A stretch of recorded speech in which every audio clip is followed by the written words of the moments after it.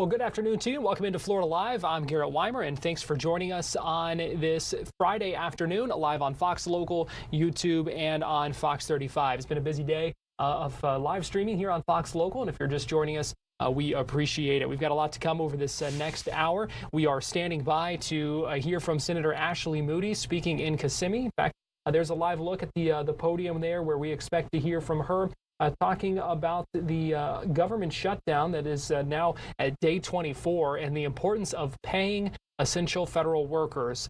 We know the Senate yesterday failed to advance a Republican bill to go ahead and pay those workers as the shutdown continues. So we will hear what she has to say coming up in just a little bit. We are also tracking Tropical Storm Melissa. We're going to check in with our storm team in just a minute. We're continuing to follow the fallout from this busted NBA betting scheme that landed an NBA player, an NBA head coach, and a number of others behind bars in connection with that. And World Series science. Tonight is game 1 of the World Series. You can watch that right here on Fox. And we're going to be taking a look at one potentially difference-making metric, and we will break that down with our friends from Driveline Tampa. So we've got that coming up in just a little bit. But first, we are tracking the impacts of Tropical Storm Melissa getting ready to intensify and strengthen into a potentially major and potentially catastrophic hurricane. Fox 35 storm team meteorologist TJ Springer joining us live now from Studio A. And TJ, it's something to see from the satellite there. It is, Garrett. Yeah, you can already see so many big thunderstorms that have been continuing to develop with Melissa. And as you mentioned, this is just the beginning. So much fuel for this to feed off of as it continues to work closer to the Dominican Republic, Haiti, Jamaica, and eventually Cuba. And what we're seeing, the projections are for some of those island nations to face just potentially catastrophic amounts of rainfall. Yeah, really intense devastation possible, Garrett. So much rain, the mountains going to aid in that as well. So it seems like things to get really bad for so many people, sadly enough. So, family, friends, if you know anyone that has plans or lives in Jamaica, lives in portions of Hispaniola or Cuba, something to really watch extremely closely. And so kind of take us through what we're going to be seeing. We hear about it's getting stronger pretty quickly. It is, yeah, and it looks like it's going to continue to go through that rapid strengthening as we progress into the weekend. We can see those storms, the pinks, the blacks, the whites.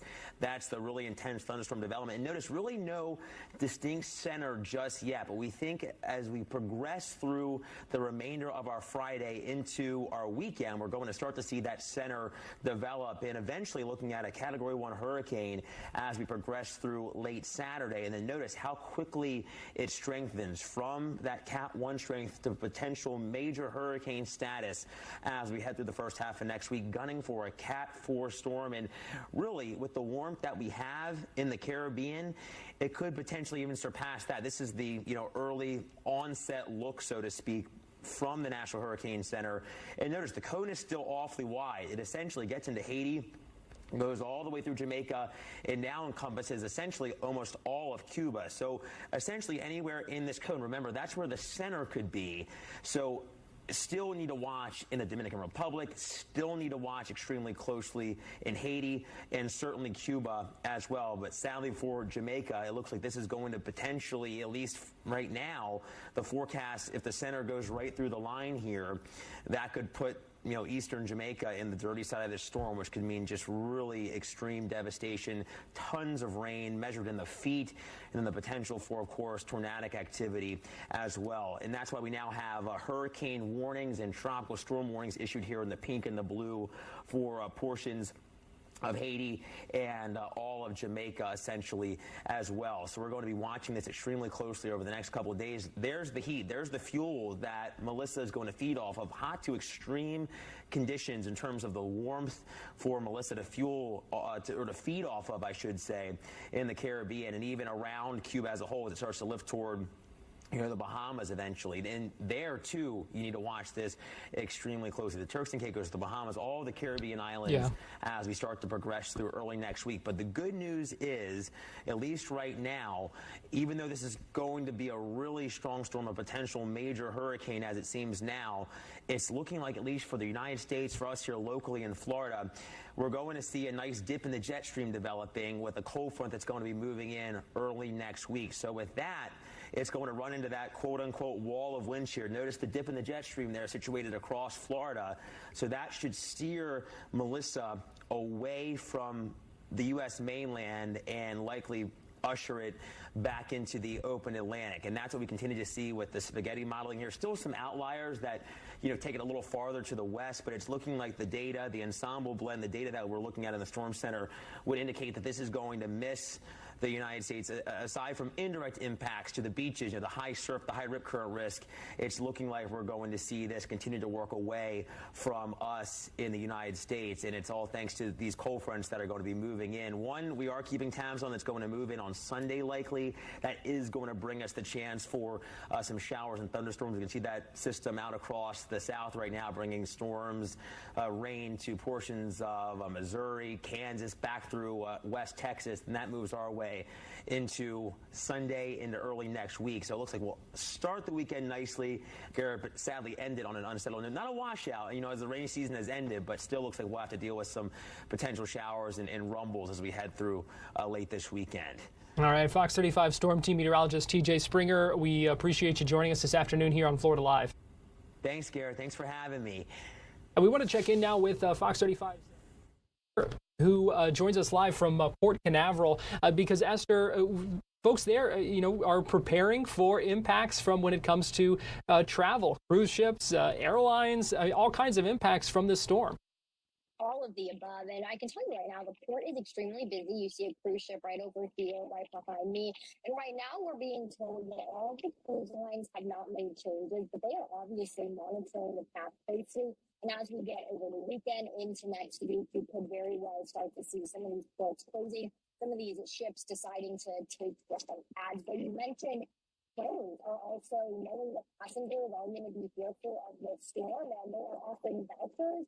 United, Southwest, JetBlue, they have vouchers active right now where if you're flying into Montego Bay or other places that are really, going to be feeling it from this hurricane, they're letting people rebook and change their flights if they do so very soon. So those are some of the impacts that we're seeing. But we did actually just speak with a woman who was getting ready for a vacation to Montego Bay, and she had been playing this with about 30 other people, and they have all made the decision to cancel that trip. So they are not going over there anymore. They're saying they don't want to deal with the airport being closed, dealing with trying to find housing, dealing with the potential for flooding, what that is going to look like moving forward. So a group of 30 said, you know what? We're going to take the voucher. We're going to work with the travel, planes. We are going to do what they are telling us, and we are not even going to risk it. And she said for the first time in 27 years, she has been planning trips and doing this with a ton of people. She made this call, and what she said was she just saw the storm fire up fast. She saw it hit that category 5. We're hoping that it doesn't actually hit at that level, but just seeing it rip up fast, she said, I didn't feel safe going into there. So we are going to cancel this trip, and we're not going to risk it moving forward. So yeah, a lot of people are just bracing for what we're going to see from this potential storm. Glad it's not going to be hitting us here at the port. The port is windy, but definitely not as windy as people that are closer to this hurricane. Yeah, indirect impacts, but some impacts nonetheless. Fox 35, Esther Bauer in the field at Port Canaveral this afternoon. We appreciate you joining us here on Florida Live. Thank you. We're going to take a quick break, and when we come back, we will get you to Kissimmee to hear from Senator Ashley Moody, so keep it right here.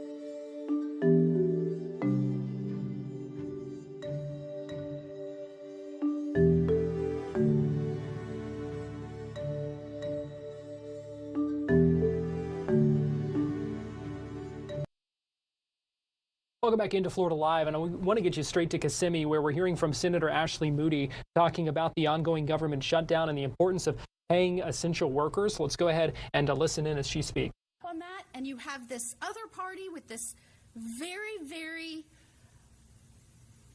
subversive silo in the base that says we don't like this country. And you know what? We'll show you. We'll burn a flag to show you that. And by the way, we'll burn down our cities at the same time and try to stop us. And if you try to stop us, we're going to go after and attack and threaten the people trying to enforce the people's law. It's a very, very different set of people that want very, very different things for this country right now. And I am so grateful to be up there on your behalf as your newest senator fighting this fight. So I'm here to enlist you. I thank you for being here today. Let your voices be heard. Will continue to advocate on your behalf and let them be heard in Washington, but there's no reason you can't call all of them directly. With that, we will hear from the quartermaster. Thank you, Senator. Well, that's pretty fun to follow, huh? Hey, good afternoon. Not in celebration, but in shared concern with a unified sense of urgency, we gather today. We are here because of a failure of some leadership in Washington, and it is translating into a crisis of commitment to the very men and women who safeguard our nation. Our active duty troops, our veterans, and their families. I would be remiss if I did not thank the Honorable Senator Moody for her support during these troubled times. She shows up to work every day, ready to vote and ready to honor a contract signed by the veterans and the military. Our current government shutdown is not mere political inconvenience. For our military community, it is a direct and destructive threat to their financial stability, their education, their career, and their peace of mind. Let me be clear. The immediate casualties of this impasse, they are the veterans who have already paid their dues. The Department of Veterans Affairs is already grinding to a halt, leaving our heroes in limbo. The VA is currently not processing any new disability claims. This means veterans with serious injuries who desperately need the initial decision for medical care and income are simply being told, wait. Justice delayed is justice denied. The GI Bill hotline is closed. Students, veterans, and their families transition to civilian lives are unable to change or drop courses without jeopardizing their enrollment. Now we've closed the door on their support system. VRE counselors are furloughed. This puts essential payment and employment assistance on hold as the most vulnerable veterans are seeking to re-enter the workforce. The TAP services have been suspended. A vital final link to civilian life has been separated from our service members. However, I want to emphasize this.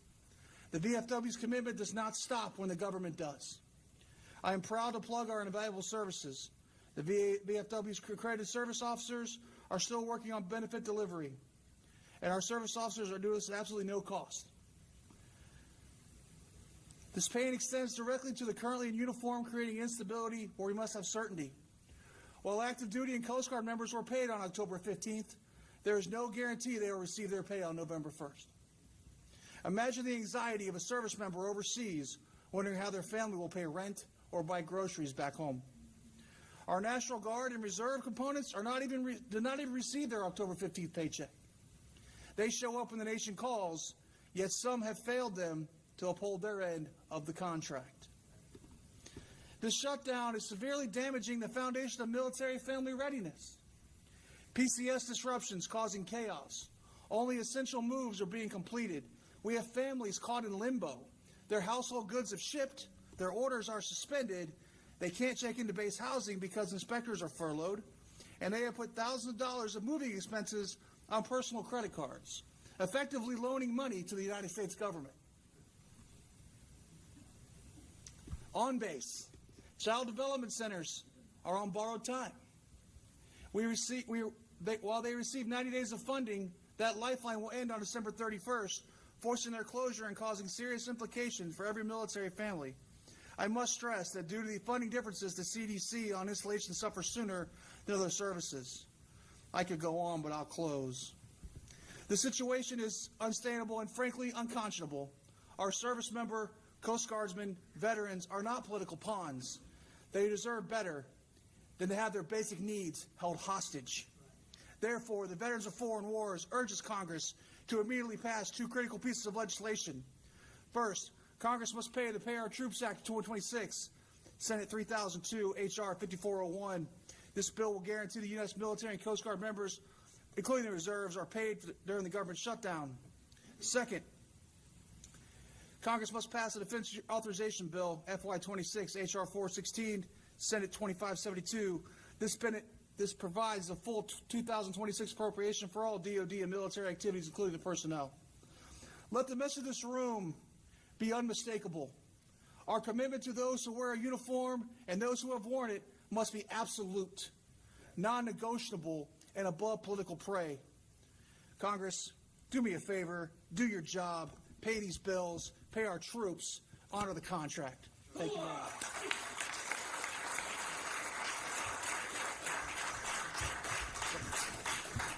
I'm honored to be here. My name is Chris Cassio, and I'm honored to be here because of Whoa!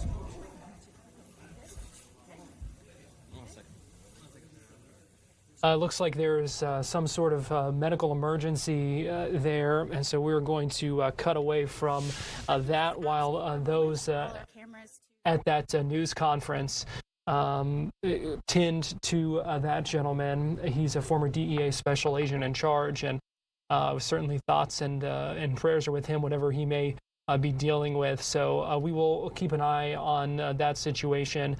Certainly hope he is okay. That is at the news conference. In fact, he just got up, stood up, waved to the crowd. So that is good news. He appears to be doing better, but certainly saw him pass out there in that moment. So some scary moments, but glad to see already that he is doing better. But it's time now for our Tampa Connection, and where we check in with some of the big stories in the Tampa area this afternoon. And so we're going to go to Fox 13 senior content producer Nancy Gay, who joins us live now from the Fox 13 Tampa Bay newsroom. And Nancy, good afternoon. Good afternoon, Garrett. We're going to begin today down in Parrish, where a mother wants answers after saying that her son's VPK teacher not only dragged her 4-year-old by his legs across the floor, but also sat on him.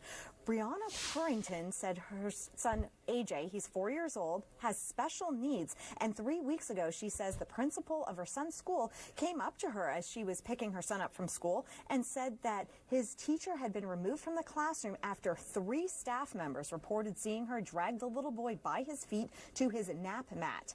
An hour later, she said that a DCF caseworker showed up at her house and said that that teacher also sat on her son, restraining him to the mat. And while that was happening, that DCF caseworker said that her son wet himself and the teacher refused to change him. Now, Purrington says she's tried to reach out to that caseworker for more information, but hasn't been able to reach her. Now, she did say that that caseworker said that they were going on vacation, but Purrington is upset because she says she hasn't heard anything. She says she's tried calling supervisors and even tried calling the hotline, but got nowhere. The Manatee County Sheriff's Office said the case was not initially reported to their agency, but now that they have been made aware of it, an investigation has started. And the school district of Manatee County confirms that the teacher has been reassigned to an area where children are not present, pending the investigation. In Purrington, she said her son is receiving help for what he went through. Garrett? Oh, gosh, a scary situation there, some disturbing allegations to come out of that story. Second here on our Tampa Connection, Nancy, and it's a call to action, wanting something done to help a Florida man who is, or Florida teen, I should say, who is being held in a prison in the Middle East. Yes, that's right. Mohammed Ibrahim has been inside Israeli prisons for about 8 months now. Now, he is actually the first cousin of a Tampa man who was killed in Israel back in July. Now, the family of this teenager wants him released. They are saying that his health is deteriorating. Now, Ibrahim, he was born here in Florida and is a United States citizen. He was arrested by Israeli forces in February during an overnight raid at his family's West Bank home. He is accused of throwing rocks at Israeli vehicles, but U.S. lawmakers say no public evidence has ever been presented to support that claim. According to reports from the U.S. Embassy that were shared with his family, Ibrahim, who again is just 15 years old, has lost a concerning amount of weight and has suffered scabies while he was in prison.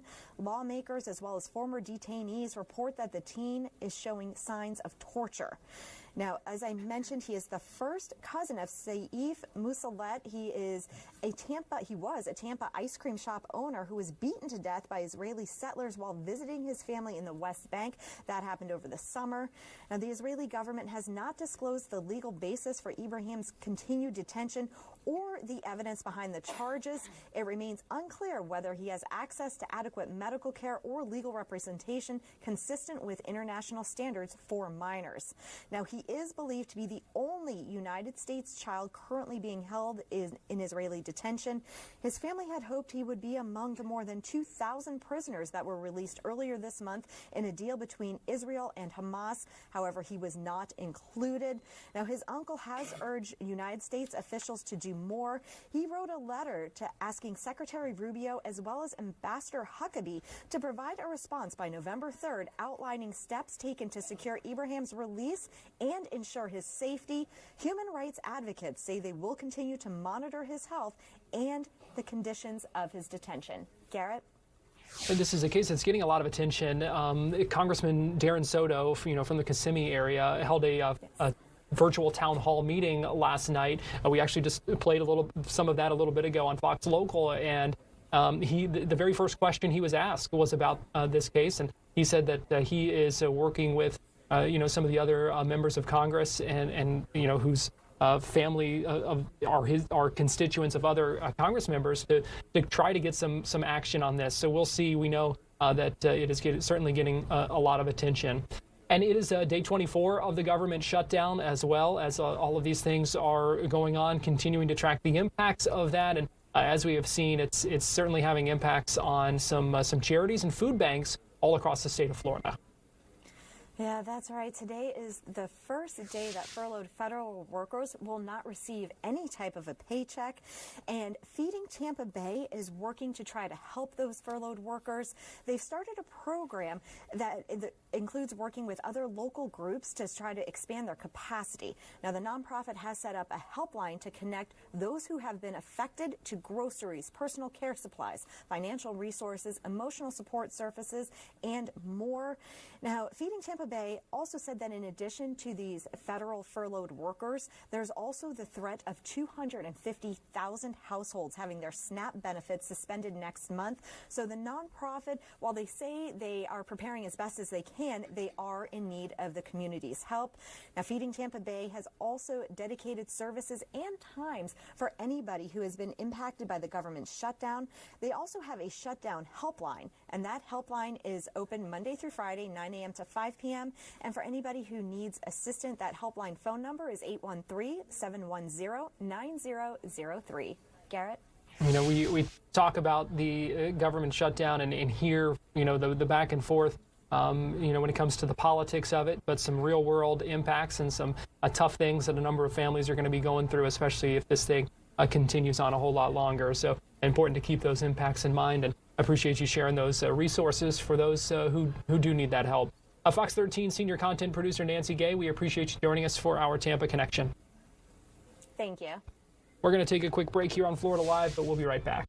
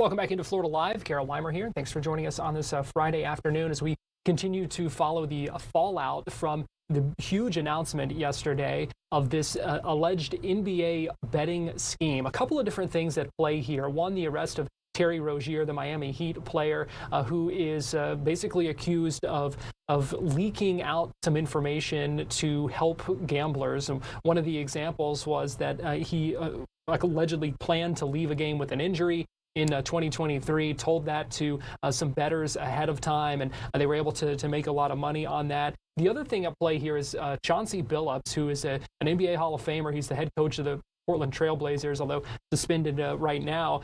He's accused in an alleged conspiracy to fix a high-stakes card game and using some pretty high tech to do it. It sounds like something straight out of a movie. Things like contact lenses or glasses to read marked cards and an x-ray table that could read cards that were face down. So they both made their first appearances in federal court yesterday. They were able to bond out of jail, but this is just the beginning because the FBI says more than 30 people have been arrested in connection with this investigation. Earlier today on Fox 35 News Plus, I had the chance to speak with Rick Simpson. He's the founder and president at The Fairway LLC. It's an investigation and a business consulting group based out of Fort Lauderdale. And we talked some about this investigation, how they would be able to, the FBI would be able to kind of pull these strings and come to some of these discoveries that they say they have found. Here's what he said about that was able to shed some light on this investigation that led us to this point and what might be happening now as this investigation continues. Text messages, and when I landed, it got an Uber, and that was all the news was talking about in the Uber. So I haven't had the time to actually review any of the affidavits or any of the real details of the case, but certainly I did see a piece of the press conference, and it looks like it's a long-term investigation, involved a lot of people, and a lot of work goes into these cases, and it's a worthwhile cause. People, when they wager on a sport or they wager in a game, they want things to be fair, and it's good that the DOJ take action to try and ensure that fairness for the participants and for the fans in sports. So I think it's a significant case. Talk to us about some of that work. You worked with the FBI for nearly 3 decades. You know some of what kind of goes into things like this. What would have been going on behind the scenes to kind of lead to this announcement and indictment? Sure. There's a whole lot of things that could be used. I mean, what I saw in the press conference was that there's organized crime involvement. Typically, in organized crime cases, you have cooperators who are providing information from inside the organization that informs the investigation. And then there are a lot of investigative tools that an enforcement agency will use to go and try and gather evidence of what they're hearing from inside the organization, so that the prosecution ultimately won't just rely on cooperators, but other evidence that is collected. Some of those cooperators, is that who we're seeing when we see these kind of unnamed people in the indictment? The co-conspirator 1, co-conspirator 2, who it says their identity is kind of withheld, but it's known to the grand jury. It's easy to speculate on that, and it's also important as we look at these documents to not jump to conclusions. It's important for the public to, in a sense, reserve judgment, because people, as the director of the FBI said, people are innocent until proven guilty. So it's important to, follow the case because it's interesting. It's an important case. At the same time, let the process play out and see what evidence is there and judge the evidence as it comes out, as opposed to prejudging things. You mentioned the organized crime element, and what does that, how does that make an investigation different when you kind of have that kind of interplay with it, and what's different about an investigation involving something like that, or some ties to organized crime as opposed to something that's not? Well, I mean, there's a long history there. It's very interesting. The FBI New York office had squads for virtually every LCN family, and it was interesting to see in the press conference the various families mentioned. Because I don't recall seeing that in recent history. So it's interesting to see that a case of this scale involving the organized crime families, the LCN, it, it tells us that it's still active.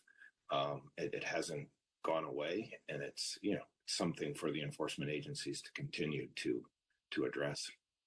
It's one of those things that you kind of think about in the realm of the past, or maybe in mob movies, but to hear it kind of described, and the involvement or alleged involvement in something like this is kind of, I think, eye-opening for people. It is. We haven't seen a lot of LCN type prosecutions in recent years. So that's very interesting and something to follow. Another thing that was mentioned in the press conference that I noted is that the investigation is very active. I think I heard a number of 30 different people were arrested. So they are certainly looking for more evidence of crimes that they believe may have happened, and looking, to expand this web and this investigation to move on to prove other crimes.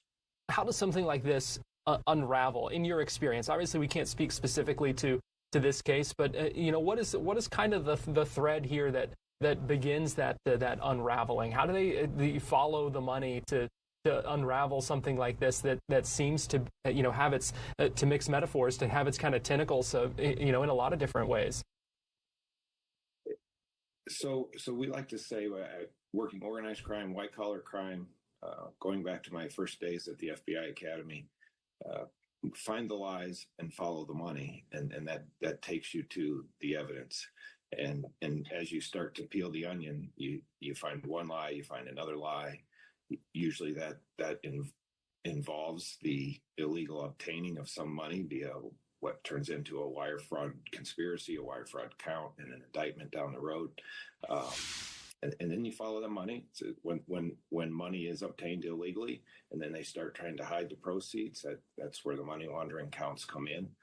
And so just keep peeling the onion one lie at a time, and follow the money one transaction at a time, which oftentimes you see the amount of money, when you see big dollar signs and a lot of money, it's hard to imagine when you just see it like a one sentence summary of it, the work that goes into following each transaction. Because as we know, with the digital currencies and even just traditional currencies, money can move around the world at lightning speed, but gaining those records and following it takes a lot of work and a lot of time and a lot of cooperation among a lot of different agencies and entities. There's been a lot of talk, from the sports betting aspect of this case and kind of the ramifications of that. How closely are those things, watched? And as we continue to see some cases like this, do you think that's something that it will fall under further scrutiny when it comes to looking into, other potential investigations to check for things like this and see where else alleged schemes like this might be happening? Sure. That was a long question.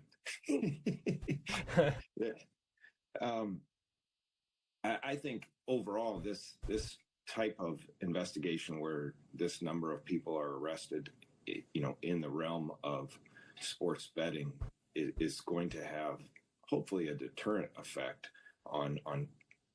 I think someone looks at something and goes, hey, they maybe got some inside information and made a small bet, and they think it's not a big deal. But then you see someone get arrested and you go, okay, it's fine to sit down and watch a football game and put some money on the team you want to win or something. But if you have an opportunity to take advantage of some inside information, just same thing in the business world with the stock market and that sort of thing, beware of where the lines are and don't go near them. That's a good point there. What's the bottom line here? What should people know? What should they take away and keep in mind when we hear about and when we talk about this case? I would say the bottom line is there is still an element of organized crime in society, and their enforcement agencies are doing what they can to address it, working hard to address it. And then just as the public watches and follows these cases and prosecutions, just reserve judgment, wait for the evidence to come out and see what happens. And know that a lot of work is going on behind the scenes, as you said. Absolutely. Yeah. All right. Rick Simpson, we appreciate you joining us. Thanks for having me. We're going to take a break here on Florida Live, give you this live look at downtown Orlando on this Friday afternoon. We'll be right back after this, so keep it here on Fox Local, YouTube, and on Fox 35 TV.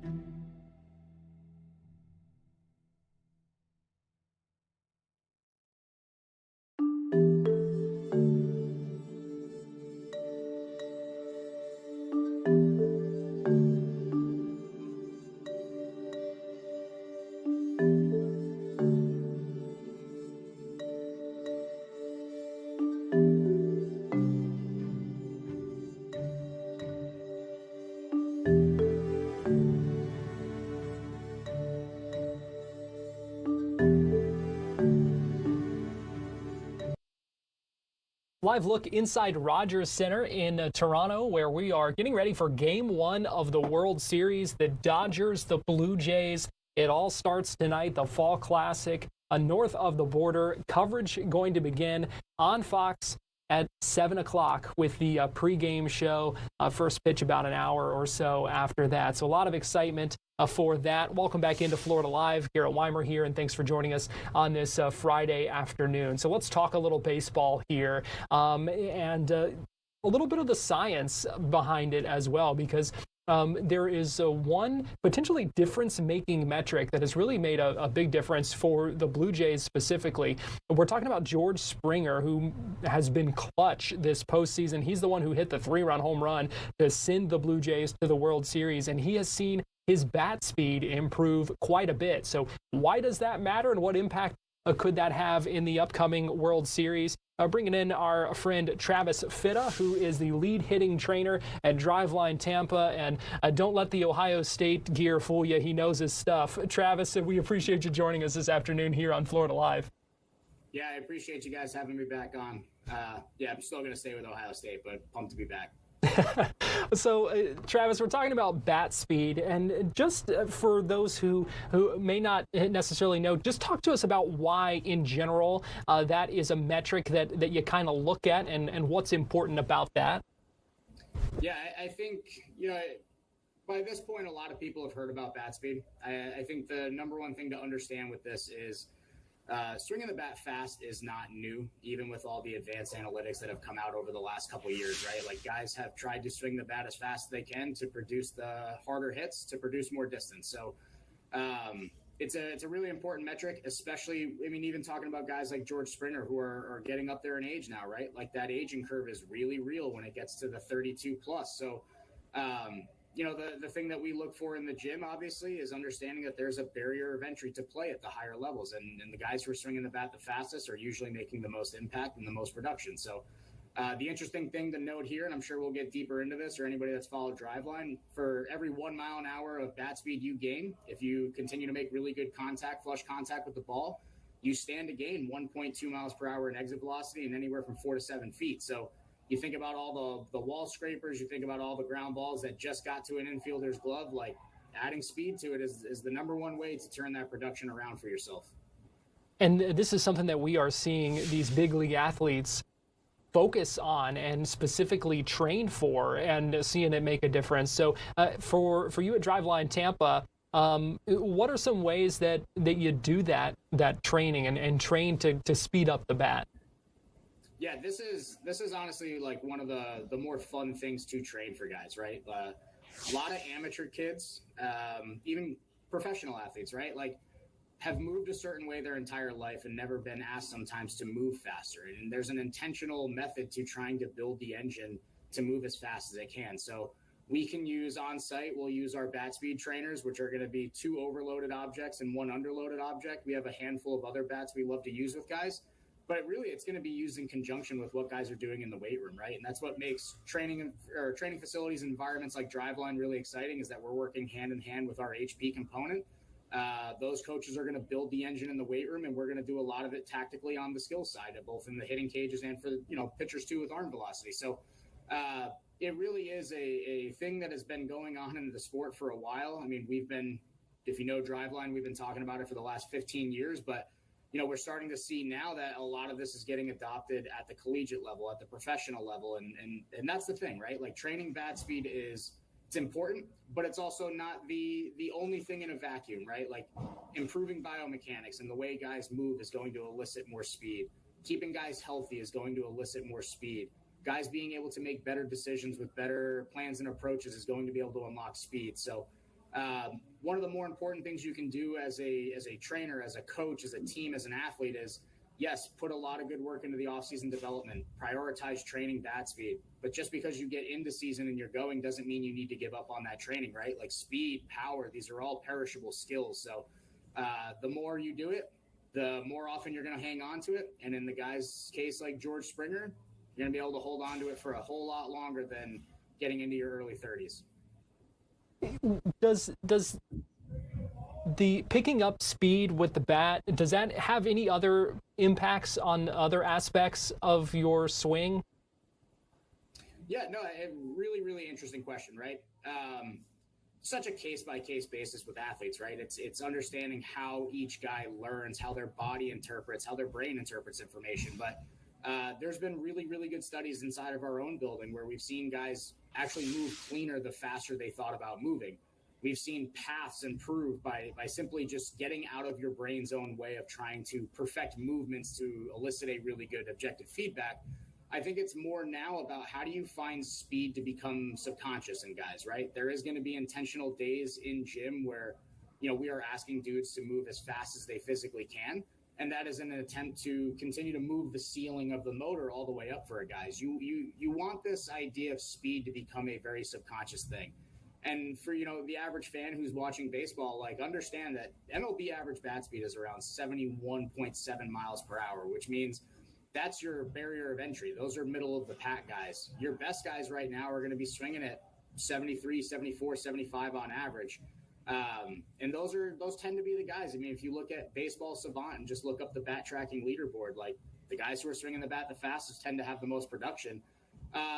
There's probably tiny bits of trade-off that happen, but even for a guy like George Springer, who's gained, 2 miles an hour between last year and this year, actually saw his path work improve. He saw his production improve. Some of the best statistical years guys have had is after they prioritize training that speed. So there's a lot of good things that can happen inside of your own game and inside of an environment of training speed. But I think if you try to separate them into a vacuum, like, yes, gaining speed is super important, but it's what it unlocks for the rest of your power production that is going to make the most for you on the field.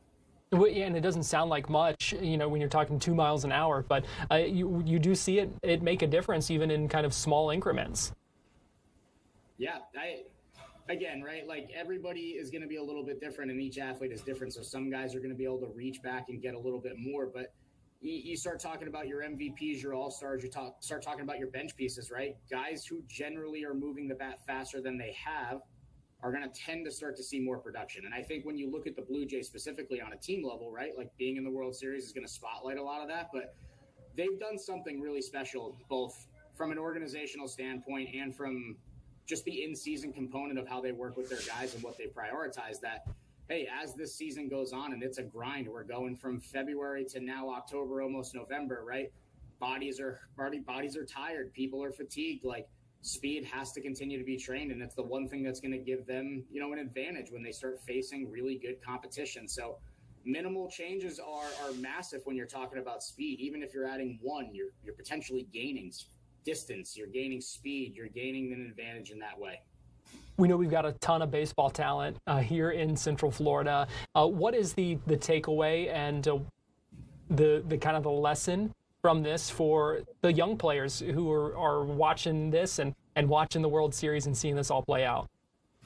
Yeah, I mean, I think, most people are going to see the best athletes on planet Earth move bats faster than they see normal people move them, right? But I think the one thing to understand here is you do a little bit of research on this and you go look at guys historically, like guys have put a lot of improvement into this category and you're starting to see it pay off for them. So if the best guys on planet Earth are continuing to train bat speed, they're continuing to train the right way to gain as much as they can, like, there's a little bit of clues that get left behind in the history here. So I would pay attention to a couple different things, right? Watch guys try to take their best swings because damage is what changes games. And I also think if you're paying attention to it enough, you're going to be able to see that it's not just a speed component thing, right? It's guys making really good decisions at really high levels and also watching speed be a product of that. So there's no one avenue as a hitter, man. Like training hitters and guys who play the game right now, right? It's like coaching hitters is like slapping Band-Aids and duct tapes on guys to hope things don't fall off. But the one thing that a young player can be in charge of, man, is how they take care of themselves in a weight room, how they train speed adequately, and ultimately how they move that into the production for them in the long term of their career. All right, good stuff from Travis Fitta, the lead hitting trainer at Driveline Tampa. Travis, always good talking with you, and we appreciate you joining us here on Florida Live. Appreciate you guys having me on. It's going to be an exciting series. Should be fun, and it all starts tonight inside the Rogers Center. Again, just a few hours away now from first pitch that you'll be able to watch here on Fox. So keep it right here. We've got more Florida Live after this break.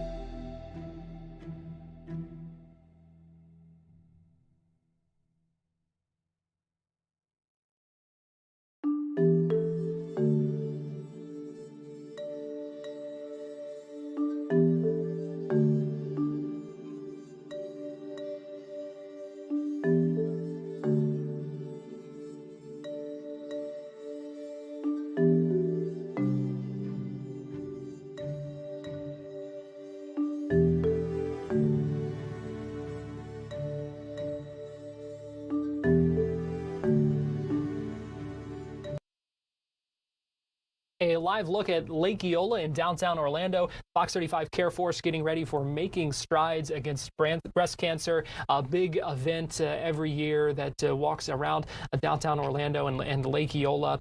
Not the only place that is going on, though. You can also join in Daytona Beach and Melbourne. Certainly an important event that does a lot of good for raising breast cancer awareness. It is Breast Cancer Awareness Month here in October. We are hearing from a number of survivors sharing their stories. One of those is 2004 Miss Florida USA, Kristen Brissett, who shared her story with Fox 13 Tampa Bay, talking about surviving breast cancer once in her 20s and then another time in her 30s, talking about the importance of getting the word out and raising awareness for people to take these things seriously. Here's just a little bit of her story. And anybody that's been diagnosed with cancer understands that while it's scary, it's extremely overwhelming, right? There's doctor's visits, there's scans, there's information, there's a wormhole you could go down on the internet of what this means for your life.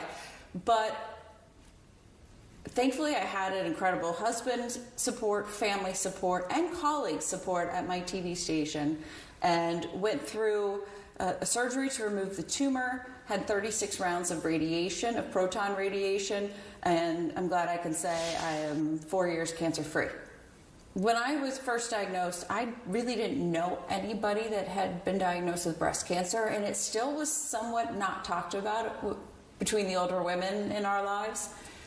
But what I found throughout this journey and talking to other people that have been diagnosed with breast cancer is you have a community here if this were to happen to you. That is the thing that kept me going, was there are other women that understood exactly the fear that you have when you hear the words you have cancer. But the other thing I've realized is as women, we have to be our own advocates for our body. You're the only one that knows how your body's supposed to feel, what is supposed to be there, what is not supposed to be there. And still so often we get dismissed when we present symptoms. Or we say, this doesn't feel right, can you check this out? As I was dismissed twice before I was finally diagnosed. So for women, I always say, be your own advocate.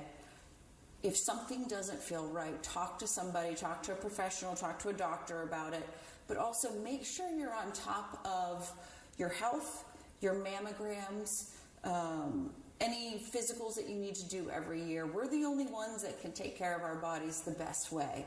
And so we need to be our own advocates and really just let somebody know if something doesn't feel right. Or if you're unsure, talk to a friend. It's not taboo to talk about breast cancer anymore, right? There's so much information out there, but make sure you're getting the right information.